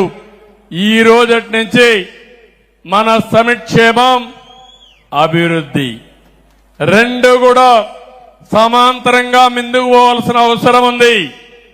ప్రతి ఒక్క కుటుంబం అర్థం చేసుకోవాలి. నేను చెప్పింది ఎన్నోసార్లు చూశాను. ఎంతమంది ఎన్ని చెప్పినా కడాన మీలో ఉండే మంచితనం చూస్తే నా విషయం వచ్చినప్పుడు ఎవ్వరి మాట వినకుండా నేను చెప్పిన మాట విని నాతో ఫాలో అవుతున్నారు. అది నా జీవితంలో ఎప్పుడూ మరిసిపోలేను. అందుకే ఈరోజు మీ అందరి ముందర చెప్పాను, రేపటి నుంచే నేను చెప్పిన ప్రతి ఒక్క విషయం కార్యరూపం దాలుస్తుంది. దాన్ని ఉపయోగించుకునే బాధ్యత మీది. ఇంకొక విషయం కూడా చెప్తున్నా, అందరికీ సమానమైన అవకాశాలు వస్తాయి. భగవంతుడు ఒక అవకాశం ఇస్తాడు. ఆ అవకాశాన్ని అందిపుచ్చుకుంటే మీరు ఇంకొక స్టెప్ ముందుకు పోయే పరిస్థితి వస్తుంది. ఇప్పుడు ఉదాహరణ నేను ఒక మాట చెప్పాను, 4,000 రూపాయలు 63,50,000 మందికి ఈ నెల నుంచి ఇస్తున్నాం. ఒక నెలలో 7,000 ఇస్తున్నాం ఈ నెలలో అయితే. కానీ అలాంటి ముసలి వాళ్ళని మీరు జాగ్రత్తగా చూసుకోవాలి, మీ ఇంట్లో ఉండేవాళ్ళని. నేను పింఛన్ ఇవ్వక మునుపు అలాంటి ముసలి వాళ్ళని మీరు చీదరించుకునే పరిస్థితి ఉండేది. ఈ ముసలోళ్ళు ఇంకా బతుకున్నారు, మేమే కష్టాల్లో ఉన్నాం, మా కష్టం వెళ్ళి ఎక్కడ పెడదామని. ఇప్పుడు మీరేమీ వాళ్ళని చూసుకోవాలని పని లేదు. నేను ఇచ్చిన డబ్బులే వాళ్ళకు సరిపోతుంది. వాళ్ళ గౌరవంగా మీరు పలకరిస్తే వాళ్ళు ఇంకొక 5-6 ఏళ్ళు ఎక్కువ బతుకుతారు. ఎక్కువ బతికితే మీకు కూడా వెసులుబాటు వస్తుంది, ఇంటికి కూడా. అవునా కాదా? ఆ గౌరవాన్ని పెద్దలు కోరుకునేది గౌరవమే. మిమ్మల్ని పెంచి పోషిస్తారు. చివరి రోజుల్లో కన్న కొడుకు చూసుకోవాలని, కన్న కూతురు చూసుకోవాలని, గౌరవంగా బ్రతకాలని చూస్తారు.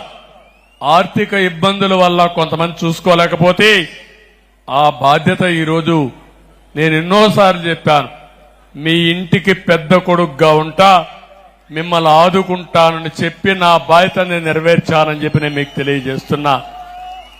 ఈరోజు వాళ్ళను కూడా బాగా చూసుకుని నేను ఇంకోటి కూడా చెప్తున్నాను, అనేక కార్యక్రమాల ద్వారా మన సూపర్ 6 ఉన్నాయి. ఒక్కొక్కటి అమలు చేస్తాం. మేము డబ్బులు ఇస్తాం, కానీ ఆ డబ్బులు మీ కుటుంబానికి వస్తాయి. కానీ ఒక మాట చెప్పాను నేను, ఆ రోజు కూడా మీరు గుర్తుపెట్టుకోండి. ఈ రోజుండే ఆనాడుండే ప్రభుత్వం 10 రూపాయలు ఇచ్చి మీ దగ్గర 100 రూపాయలు దోచేస్తున్నారు.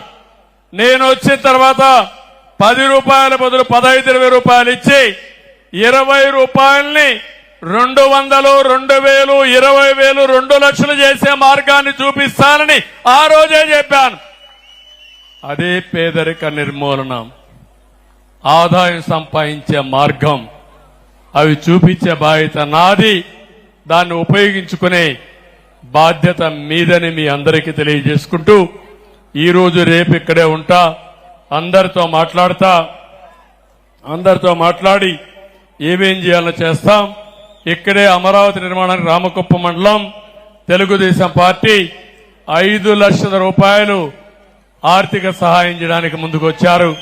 ఆనందరెడ్డి గారిని మనస్ఫూర్తిగా తెలుగుదేశం పార్టీ కుటుంబ సభ్యులు కూడా అభినందిస్తున్నా. వారికి కూడా ధన్యవాదాలు. నేను ఇది ఎవరిని అడగలేదు, ఆ పేరు బలం మారిగా ఉంది. అమరావతి పేరు బలం మీ అందరూ కూడా ఆలోచిస్తున్నారు. నాకు ఇల్లుంది కానీ జాతికి ఒక అడ్రస్ ఉండాలనే ఉద్దేశంతోనే అమరావతి కోసం ముందుకొచ్చి స్వచ్ఛందంగా మీరు వచ్చారు. ఇది తప్పకుండా మీ యొక్క స్ఫూర్తి అమరావతి నెంబర్ 1 సిటీగా తయారవుతున్న దాంట్లో అనుమానమే లేదని చెప్పి మీరు తెలియజేసుకుంటూ మరొక్కసారి అందరికీ నమస్కారాలు. మళ్లీ విజ్ఞప్తి చేస్తున్నా, ఇక్కడ మీటింగ్ కొంతమంది వచ్చారు, కొంతమంది ఇంటి దగ్గర ఉంటారు. ఉండే 2,60,000, 65,000 మన ఓటర్స్ ఉన్నారు. 2,25,000, 2,25,000 మంది ఓటర్లు ఉన్నారు. జనాభా 3,50,000, 4 లక్షల మంది ఉంటారు. అందరికీ విజ్ఞప్తి చేస్తున్నా, ప్రతిరోజు ఆలోచించండి. నేను చేసే కార్యక్రమాలు మీకు ఎట్లా ఉపయోగపడతాయో ఉపయోగించుకునే బాధ్యత మీది. మళ్ళీ చెప్తున్నా, నేను అందరి వాడిని, ఏ ఒక్కరి వాడిని కాదు. మీ ఇంట్లో ఒక కుటుంబ సభ్యుడిగా ఉంటా, మీకు అండగా ఉంటా, తోడుగా ఉంటా, మీ కష్టాలు తీర్చడానికి అనునిత్యం మీకు సహాయకారిగా ఉండి మిమ్మల్ని ఆదుకుంటానని మరొక్కసారి తెలియజేసుకుంటూ, ఎవరెన్ని చెప్పినా వినకుండా నేను కూడా మొత్తం కంప్యూటరైజ్ చేస్తాను. ప్రతి ఒక్క ఇంటి యొక్క ఆదాయాన్ని, కొంతమంది కావాలని కూడా మీకు చెప్పచ్చు, మీకు వచ్చే ఆదాయాన్ని తగ్గించడం కోసం సంక్షేమ కార్యక్రమాలు ఎగ్గొట్టడం కోసం ఎన్ని చేస్తున్నారని. అవి మాత్రం చెయ్యను. నేను చేసే పని ఒకటే, నేను సంపాదించేది ఈ ప్రజల కోసమే సంపాదిస్తున్నాను, కష్టపడుతున్నాను. కష్టపడిన తర్వాత ఆ యొక్క సంపద మీకే చెందాలి. ఈ పందికొక్కులు ఎవరు మేయకుండా కాపలా ఉండడం నా బాధ్యత. తిరిగి ఆ సంపదలో వచ్చే ఆదాయం ఈ ప్రజల సంక్షేమం కోసం, అభివృద్ధి కోసం నిరంతరం కష్టపడతా. భగవంతుణ్ణి ప్రతిరోజు ఒకే కోరిక కోరుతున్నా. ఆ కోరిక మీరు చూస్తే తెలుగు జాతి ప్రపంచంలో నెంబర్ 1 గా ఉండాలని. భారతదేశంలో ఉండే కుటుంబ వ్యవస్థ ఒక పవిత్రమైన వ్యవస్థ. ఇది ఇంకా పటిష్టంగా ఉండాలని, పేదరికం లేని సమాజం కోసం శక్తిని మని భగవంతుని కోరుకుంటాను. ఆ పేదరిక నిర్మూలన, ఆర్థిక అసమానతలు తగ్గించడం నిరంతరం చేయడం కోసం శక్తి సామర్థ్యాలు ప్రసాదించమని భగవంతుని కోరుకుని అక్కడి నుంచి కార్యక్రమం స్టార్ట్ చేస్తున్నాను. తప్పకుండా నేను చేసిన సంకల్పం ఒక పవిత్రమైన సంకల్పం. ఏ శక్తి అడ్డు రాలేదు, ముందుకు పోతాను తప్ప ఎనిక్కొచ్చే సమస్య లేదని మరొక్కసారి మీ అందరికీ తెలియజేసుకుంటూ, మీరు ఈరోజు కుప్పంలో చూపించిన స్ఫూర్తి చూస్తున్నా. నేను ఎవరిని ఈరోజు రమ్మనలేదు, ఒక్క మెసేజ్ ఇచ్చాం ఇక్కడ మీటింగ్ ఉంటుందనుకుంటే మీరందరూ వచ్చారు. నిన్నే మన వాళ్లకు ఒక మాట చెప్పాను కేబినెట్ లో, ఆర్భాటాలు వద్దు, పెద్ద పెద్ద సైరన్లు వద్దు, సింపుల్ గా రండి. ఊర్లో ఒక చిన్న చెట్టు ఉంటే చెట్టు కింద కూర్చుందాం, ఊర్లో వాళ్ళందరినీ రమ్మందాం, అందరితో మాట్లాడదాం, కార్యక్రమాలకు శ్రీకారం చుడదాం. ఇంకా రాను రాను ఆర్భాటాలు చేస్తే ప్రజలు కూడా మనకు వ్యతిరేకించే పరిస్థితి వస్తారు. నేను అందుకే పదే చెప్పాను, నేను ఎక్కడన్నా పోతా ఉన్నా పక్కన ఎవరున్న వెహికల్స్ వస్తే గంటల తరబడి ఆపేసే పరిస్థితి రాకూడదు. నేను కూడా ఒక సాధారణమైన వ్యక్తిగానే నేను పోతా ఉంటే పక్కన కూడా ప్రజలు పోవడానికి దోహదం చేసే వ్యవస్థ ఉండాలి. అప్పుడే నిజమైన సేవకులం తప్ప మేమేదో పెత్తందారులం కాదు. ప్రజలిచ్చింది మాకు అధికారం కాదు, బాధ్యతని మరొక్కసారి తెలియజేసుకుంటూ, ఆ బాధ్యత ఈ కుప్పంలో నిరూపిస్తారని మరొక్కసారి అందరికీ తెలియజేసుకుంటూ, మళ్లీ మా ఆడబిడ్డలకు మనస్ఫూర్తిగా నా అభినందనలు. మా తమ్ముళ్ళు యువతకైతే నేను ఎన్నికల్లో చాలా చెప్పాను, బ్రహ్మాండంగా స్పందించారు. అలాంటి యువ సోదరులకు మళ్ళా నా నమస్కారాలు. అయితే మీ జీవితాలు బాగుపడాలంటే నేను చెప్పింది మీరు ఫాలో అయితే మీరు అనుకున్న లక్ష్యాలు మీరు నెరవేరుస్తారు. ఈయన ఇట్లే మాట్లాడతాడు, మేము ఇట్లే పోతామంటే నష్టపోయేది నేనే కాదు, మీరు కూడా నష్టపోతారు. కాబట్టి యువతను కోరుతున్నా, నేను చాలా వినూత్నమైన ఆలోచనలు చేస్తాను. మీరు కూడా ఆలోచనలు ఇవ్వండి, మంచి ఆలోచనలు ఇస్తే నేను స్వీకరిస్తాను. నేను ఒక మాట చెప్పాను, నేను అనునిత్యం విద్యార్థిని, నేను అనునిత్యం మంచిని నేర్చుకుంటాను. పోతూ ఉంటే ఒక కామన్ మ్యాన్ ఏమైనా మంచి పని చెప్తే దాన్ని కూడా స్వీకరించి మంచిదైతే రాష్ట్రం అంతా అమలు చేస్తాను. అందుకే యువతను కోరుతున్నా, మీ ఆలోచనలు నాతో పంచుకోండి. అదే మరి నేను చెప్పింది అర్థం చేసుకోండి, చేసుకుని అవకాశమే అద్దుగా మీ క్యారియర్ని మీరు రూపకల్పన చేసుకోండి, మీకు అండగా ఉంటాను. ఉద్యోగాలు కావాలంటే ఉద్యోగాలు చేసే అవకాశం కల్పిస్తాం. లేదు మీరే ఉద్యోగాలు ఇస్తామంటే పారిశ్రామికవేత్తలుగా అయ్యేట్టుగా తయారు చేసే బాధ్యత మాది. డాక్రా సంఘాలనే కోటీశ్వరులు చేస్తామంటే, లక్షాధికారులు చేస్తామంటే చదువుకున్న యువత మీరు కాలేరని అడుగుతున్నా. ఎప్పుడో చేయలా. 25 సంవత్సరాలకు ముందు ఐటీకి ప్రాధాన్యత ఇచ్చాను. హైదరాబాద్ లో హైటెక్ సిటీ కట్టాను. ఆ తర్వాత ఒక మాట చెప్పాను, మీరు జాబ్ వర్క్ చేయడం కాదు, మీరు ప్రోడక్ట్స్ ఇన్నోవేట్ చేయాలని చెప్పాను. కొంతమంది దానికి కూడా ముందుకొచ్చారు. ఆ తర్వాత అన్నారు, మీరు ఉద్యోగం చేయడం కాదు, మీరు ఉద్యోగాలు చేసే శక్తి మీకు రావాలి అంటే మీరు ఒక కంపెనీ పెట్టి 10 మందికి ఉద్యోగాలు ఇమ్మన్నాను. మీరు ఒక్క హైదరాబాద్ లో ఉండడం కాదు, ప్రపంచమే హద్దుగా వేరే దేశాలకు పొమ్మన్నాం. వీళ్ళంతా బయట కూడా పోయే పరిస్థితికి వచ్చారు.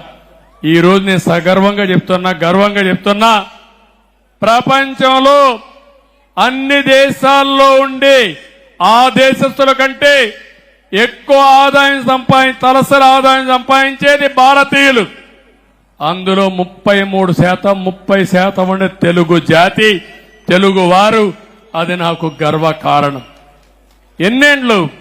25 ఏళ్లు.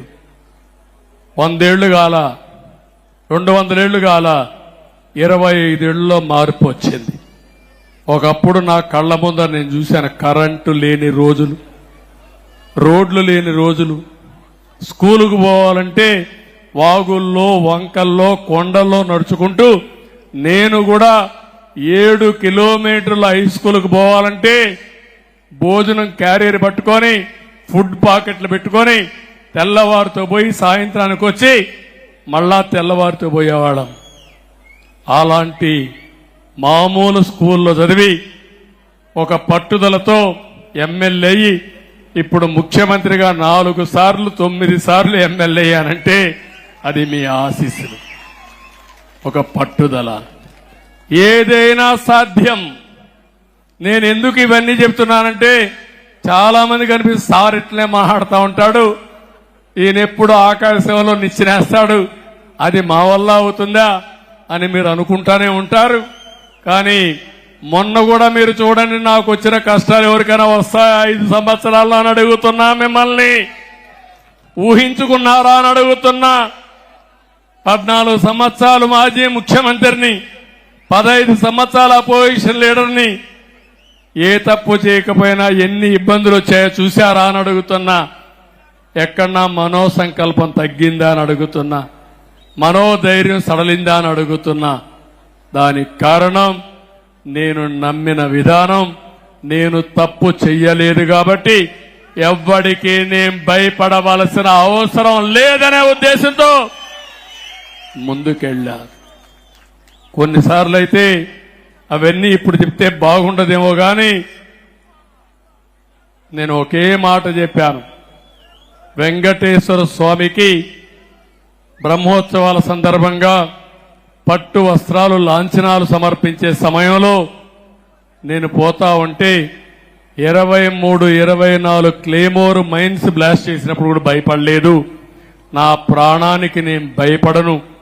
ఈ ప్రజల కోసం బతుకుతున్నా, దేనికి లెక్క చెయ్యనని చెప్పి ముందుకు పోయాను. అదే ఇప్పుడు కూడా చెప్తున్నా. నా జీవితాశయం ఒకటే, మీరు బాగుండాలి.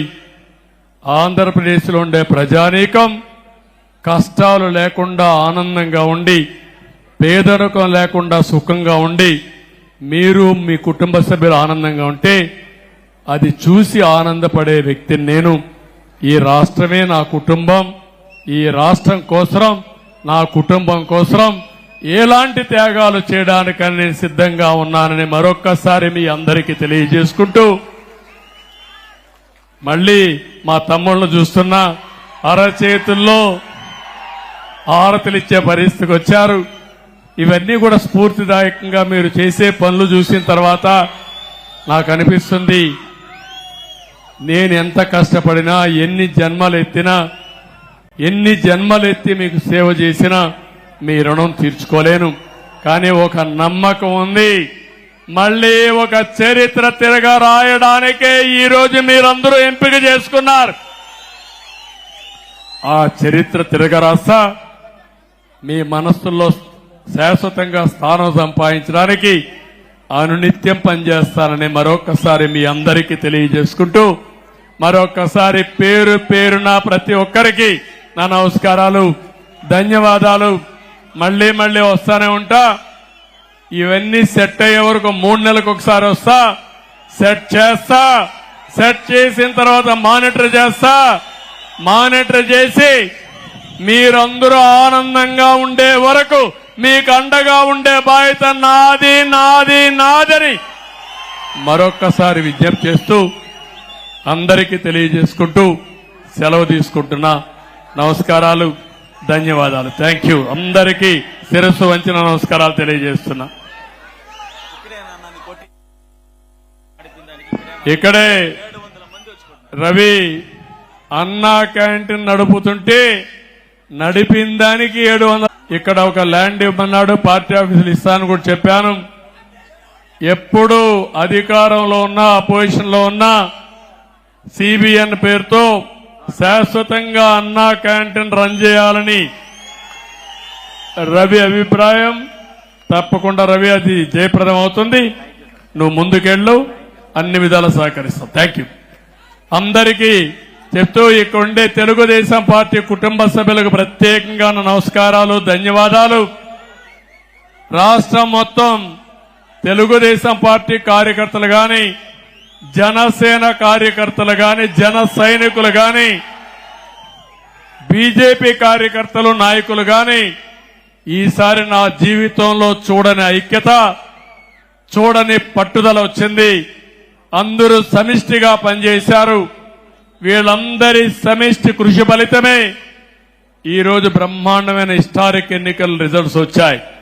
వాళ్ళందరినీ పేరు పేరున మనస్ఫూర్తిగా అభినందిస్తూ, ఎవరైతే కష్టపడి పనిచేసిన అందరి కార్యకర్తలకి న్యాయం చేసే బాధ్యత మేము తీసుకుంటామని అందరికీ తెలియజేసుకుంటూ, మరొకసారి మీ అందరికి కూడా కార్యకర్తలకు ధన్యవాదాలు.